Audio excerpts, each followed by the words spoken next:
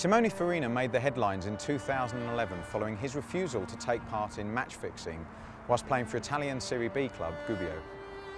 Instead of accepting money to match fix, Simone reported the approach to the Italian police, and his evidence led to 17 people being arrested. So I'm here at Villa Park to meet Simone, who's now an academy coach, to find out about his incredible story and to discuss how match fixers try to approach him, as well as what we need to do to protect the game. So Simone, you've had quite an eventful journey from playing football in Italy to now becoming an academy coach here at Aston Villa. I want to start by asking about your time in Italy, obviously your career, and also about the approach that was made to you about match fixing. Yes. I was a professional footballer in Italy for 12 years.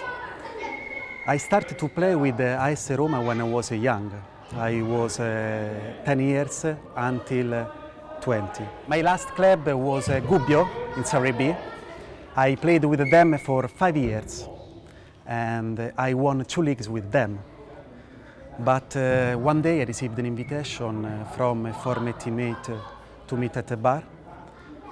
There he asked me to help my team lose by 3 or more goals against a better team Cesena, which as a defender I was in position to control. For my cooperation he offered me 200,000 euros. Almost instinctively my response to him was a no. I said no because I immediately thoughts were of my wife, son and daughter. How could I look at them in the eye if I said yes? And also I knew that Italian League, UEFA and FIFA had laws against bribery and match fixing, and that this punished player for not reporting it, placing me at the risk of losing the opportunity to play every game. Because you knew the rules and regulations, obviously that's crucial, knowing that you would be implicated if you didn't report it. Yeah. How did you report it? What were your steps? What steps did you take? Yes, I was surprised about it, no?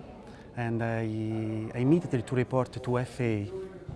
The following months I spoke to Italian police, but 2 months after 20 individuals got arrested.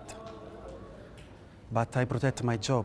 Football is a beautiful game because it's exciting and unpredictable. This is why match manipulation is a big threat, and we should do everything we can to fight it. You're now here in Birmingham with Aston Villa. What are you doing here? So I am coach. I'm very happy that I am still involved in the football. This is a fantastic message for other players. So now you have a role because of what you did and who you are and what you stand for. You found that the role through your experience has a benefit to the whole sport. Yes, exactly. In fact, as a FIFA ambassador for play, when FIFA organizes a grassroots festival around the world, I have to go there, and I teach football to young players, but also fair play, because for me fair play is a very important part of the football. There is nothing more important in the game than respect. Respect for your teammate, respect for your coaches, referees and spectators.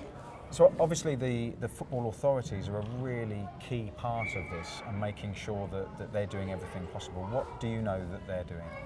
I know that FA football authorities are working hard to educate children, footballers, coaches and referees, because through training and education worldwide, these programs give more players, referees, coaches, owners and sports clubs the information they need on the procedures and authorities that must be contacted when they're faced with the case of corruption in the game.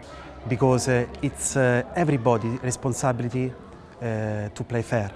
So reporting, from your point of view, is the absolute key to this. So if Yes. a player gets approached in English football, what should he do? My message is simple. You have to report immediately to FA. Simple. And because the footballers can't risk their reputation and career, they need to be strong and say no to match fixing. I travel a lot, and the English teams are known for their battling qualities and competitive nature from the start to the end of the game. This is admired around the world. So we have to protect our passion, because our passion is priceless. From my point of view as a player, I'm so grateful that you were brave enough to stand up and say this is unacceptable, because now you've become a fantastic example and role model for not just young people but current players as well, and as a former player to know that the integrity of the game exists, whether it be in England, whether it be in Italy. Yeah. We all have those same values, and I think, you know, for that you must be thanked. Thank you so Thank much. you so much. Well, Simone's story is truly inspirational, and from my point of view as a player, I think the importance of information and being able to report is the key to making sure that we stop match fixing.